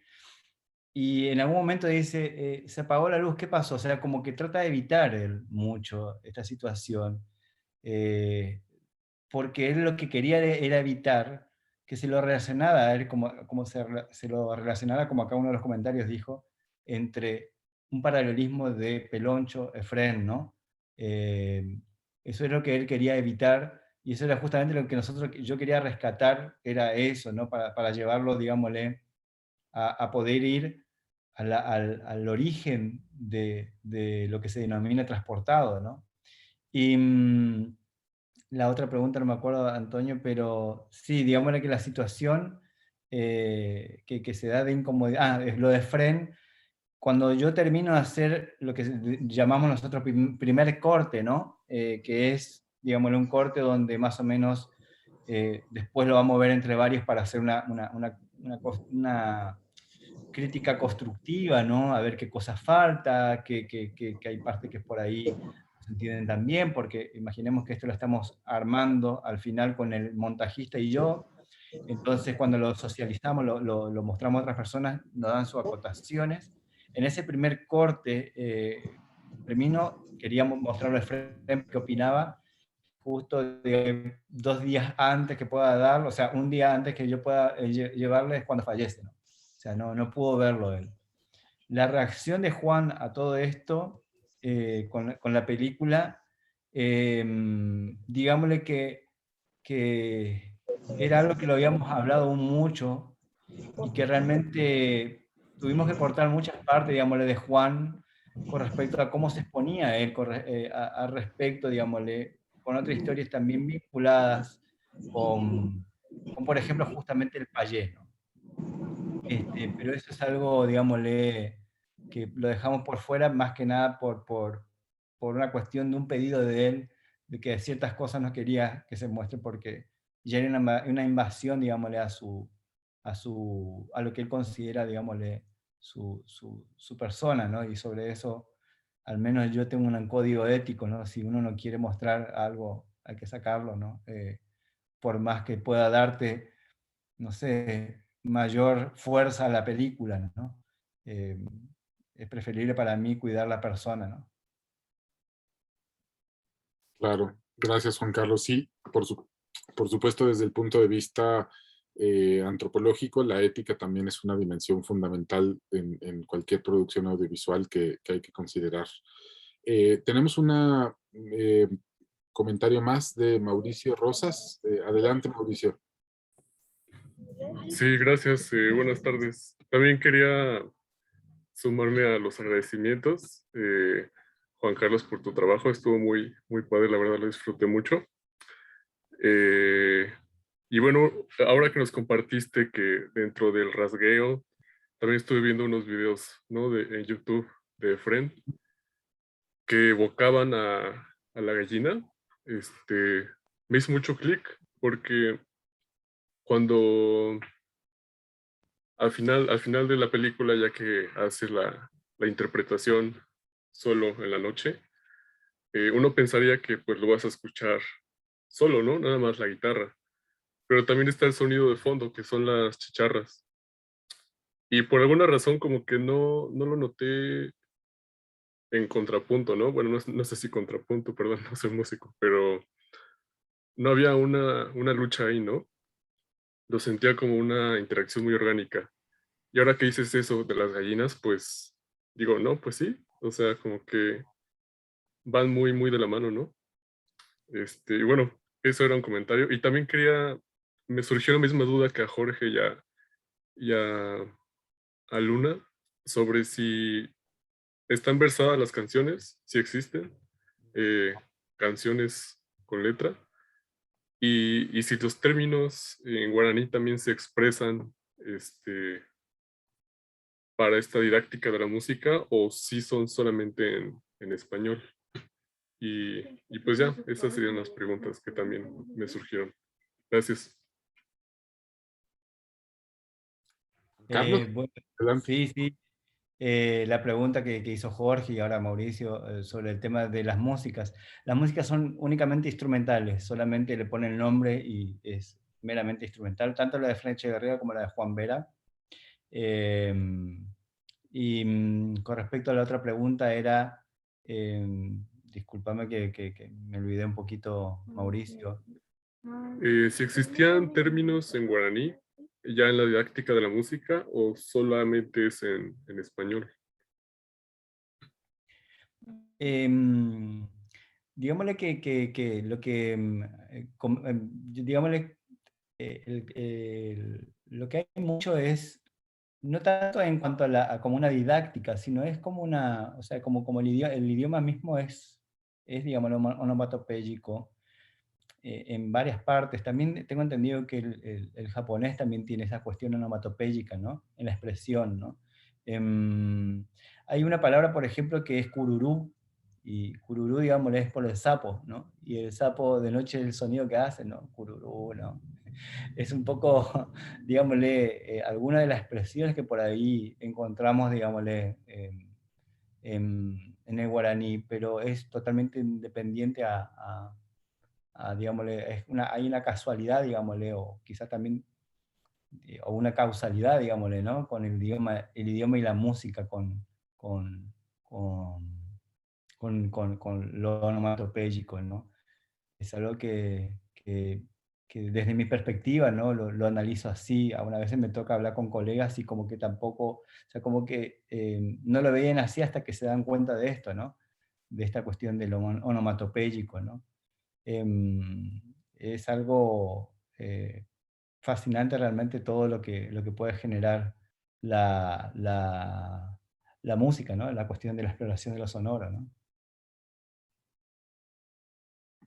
Muchas gracias. Yo quiero compartirles una anécdota. Hace poco estuve en Estados Unidos, alrededor de la capital de Washington, D.C., y me tocó estar en un momento muy particular en el que emergían, después de 13 años de que no se repetía este ciclo, las chicharras, o allá les llaman las cicadas, cicadas, chicharras, o hemos estado mencionando otro. Cigarras. Cigarras, exacto. Pero a propósito de onomatopeyas, o sea, cicadas, cigarras, chicharras, o sea, hay algo que es como transversal o casi universal, ¿no? Y bueno, algo tienen estos animales, como ya nos comentaron, como míticamente, como un lugar como los generadores, las generadoras del sonido, y hay algo en su ciclo vital tan particular de permanecer enterradas, emerger, reproducirse y morir, que nos dan muchísimo sobre lo que podemos reflexionar. Entonces, no sé si hay algún otro comentario más por parte de Samuel, por parte de Juan Carlos. Sí, Samuel, adelante. Sí, yo sí, porque bueno, hay mucho de dónde seguir jalando esto último que se comenta, bueno, y que ya se comentó desde un principio. Me hace pensar en algo que siempre abordo, ¿no? Ya que mi tema de interés es particularmente el lenguaje sonoro cinematográfico, pero a partir de eso lo sonoro y lo musical en general. Y entonces, bueno, esta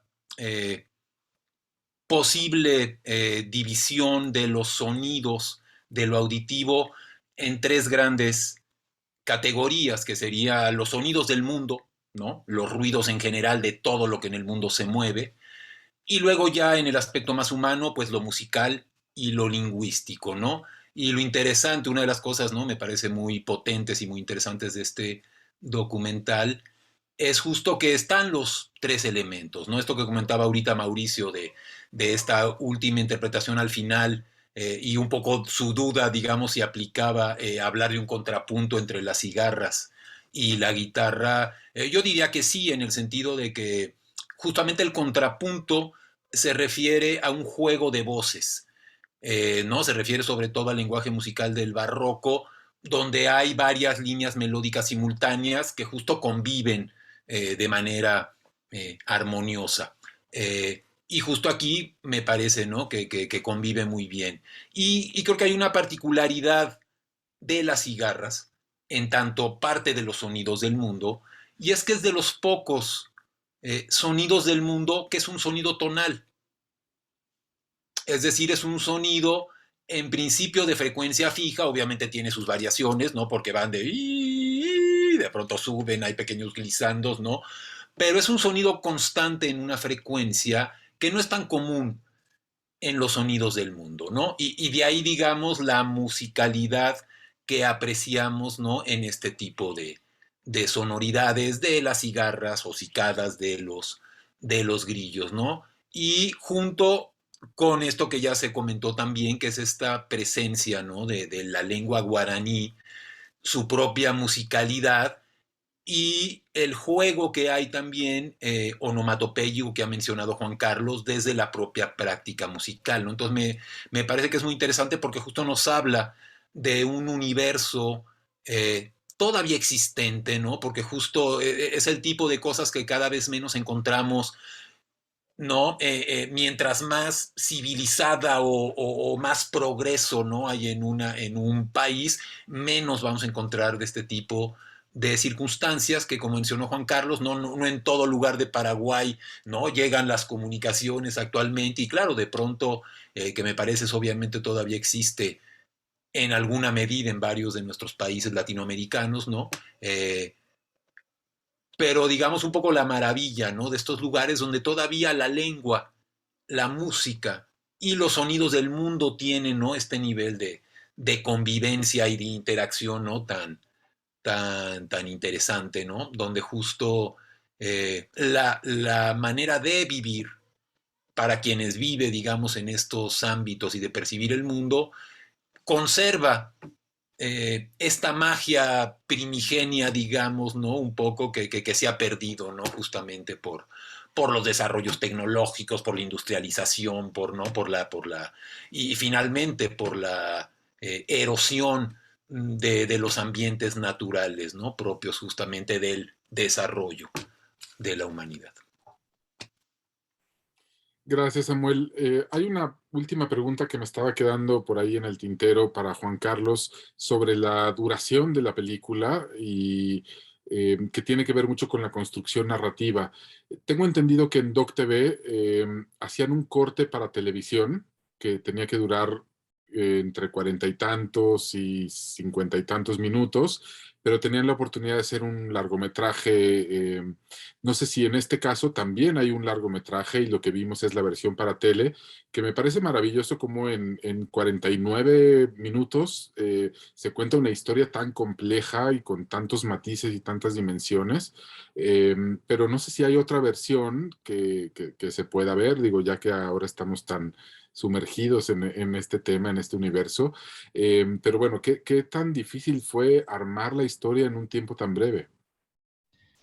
Sí, Antonio, digámosle que la película particular, como le decimos, el corte de director, en el caso de la compañera Nina, digámosle que está acá presente, ella hizo un largo, ¿no? O sea, digamos, el corte de televisión fue de 54 y después hizo la otra versión de ella que era más tenso. Yo considero particularmente, ¿no? que este trabajo, hay una parte que no pude registrar que me parecía como que se iba a extender, que tiene que ver con que encontramos al final, digámosle, de todo este camino, al nieto de Peloncho, ¿no? Entonces, si yo lo continuaba a eso, siento que en la parte del punto álgido de todo esto y donde se cierra todo es en el momento que conocemos a Rufino, que ese señor conoció particularmente a Peloncho, y es como que ya valida que existió esa persona, que no es un mito, ¿no? Y de alguna manera también hay una especie de paralelismo, como que quizás probablemente se ve así, Peloncho, ¿no? Con esa piel, ¿no? Con esos años que están marcados en la piel, ¿no? Uno cuando lo ve a la primera vista parece que es Peloncho, ¿no? Impresiona realmente Rufino. El entusiasmo que tuvo la primera vez no tuvo en esta segunda, o sea, hasta que vemos nosotros la segunda vez que lo entrevistamos, en la primera era increíble la fuerza que tenía, pero la continuidad, digámosle, iba a tener que filmarse algo más que yo creía que le iba a quitar, ¿no? Le iba a quitar ese punto álgido que tenía. Y incluso yo, desde mi perspectiva, si hubiese hecho un corte de director, yo lo hubiese hecho a 49 minutos, 52 minutos dura el documental. Yo creo que lo hubiese hecho a 48 minutos incluso. Creo que se podía como mantener aún más esa tensión y dejar justamente en esta que es como termina, en más preguntas termina, ¿no? ¿Quién sabe qué pasará? O sea, ¿qué habrá más allá? ¿No? O sea, hay muchas cuestiones que nos queda, que me parece a mí que cada uno la contestará de acuerdo a la filosofía o al conocimiento que cada uno tenga, ¿no? Yo cuando termino esto me quedo con muchas más preguntas. Sí, me encantaría verlo filmado pero, y conocido al nieto de Peloncho, pero no sé si le va a aportar algo más, sino que creo que este documental, al menos desde el lado justamente etnográfico, ¿no? Antropológico, que es también mi intención, ¿no? Debería realizarse desde un punto de vista académico, debería empezar a escribirse, ¿no? Y analizarse de una manera más profunda. Y el cine por ahí no nos brinda esa verdad académica desde mi perspectiva, ¿no? Pero sí nos induce a querer o a inducir a otra persona a investigar y a registrar de manera escrita, ¿no? Porque el documental lo que refleja es la oralidad, que está muy arraigada a nosotros. La escritura recién en Paraguay vino a partir del colonialismo, ¿no? Y la oralidad es mucho más fuerte todavía. O sea, las personas te van a decir, confía en mi palabra, más que te voy a firmar un acuerdo, ¿no? Es muy fuerte la cuestión de la oralidad y cómo se va transmitiendo el conocimiento a través del tiempo, digamos. Entonces son cosas que me parece que estuvo bien hasta 54, lo haría menos, y si lo haría más, creo que hablaría de la historia del nieto, y bueno, creo que por ahí iría, ¿no? Gracias, Juan Carlos. Muy interesante esto que comentas sobre la oralidad, el valor de los materiales orales, además de todo el conocimiento y todo el bagaje cultural de la música, de la etnomusicología, que sale a relucir en la película. También hay que destacar que es una película construida sobre la base de diálogos y conversaciones e intercambios orales, ¿no? Entre Juan y todos los personajes que van entrevistando en el camino. Entonces, no solamente la música, sino que también la palabra, y sobre todo la palabra en guaraní y la traducción al español. Hay como un juego de lenguajes, ¿no? Del lenguaje musical al lenguaje oral, del español al guaraní, que salen a relucir en la película y que me parecen muy destacables. No sé, creo que ya no hay ningún otro comentario más. Sí, ¿Sí? hay dos comentarios más, pero igual son casi dos comentarios, entonces los leo rapidísimo. Shiloné nos dice, me dieron ganas de conocer y saber más de Paraguay y su sonoridad. Muchas gracias por ese bello documental. Bueno, luego comenta Juan Carlos. Y luego Jorge Maya dice, se conoce el trabajo de los arpistas paraguayos, incluso existe un arpista paraguayo que se ha integrado al paisaje musical en México, de Celso Duarte. Qué bonito y pertinente enfocar ese trabajo a los guitarristas y sus múltiples dimensiones. Bueno, pues muchas gracias, Carla. Gracias a todos por sus comentarios. Y bueno, pues creo que, digamos, el tema da para muchísimo. Tenemos afortunadamente 3 sesiones más de este ciclo. El próximo miércoles vamos a discutir sobre una película argentina maravillosa que se llama Isabel Criolla, sobre una etnomusicóloga argentina, Isabel Laretz, que estaremos comentando con un etnomusicólogo chileno, y probablemente se nos una también un etnomusicólogo mexicano, Federico Bañuelos, experto en antropología y música. Y bueno, pues todos estos temas o todo lo que nos quede por ahí en el aire lo podremos seguir concretando en las próximas sesiones de este ciclo. Espero que nos acompañen todos y todas. El próximo miércoles les llegará el link para ver la película, y en esta misma sesión de Zoom nos encontraremos para continuar la conversación. Gracias a Carla, a Aymara por el apoyo técnico. Muchísimas gracias a Samuel por el comentario preciso y erudito sobre el tema, a Juan Carlos por permitirnos compartir su trabajo, a Nina Guara, a Ángel Villegas por la provocación para llevar a cabo este ciclo, a todos ustedes por acompañarnos y participar en esta conversación que esperemos continúe la próxima semana y en las próximas semanas de este ciclo. Entonces, pues nada, me despido y nos seguimos viendo, ojalá, en las próximas semanas. Muchas gracias. Muchas gracias y Hasta muchas luego. gracias a todos. Gracias, gracias. Gracias.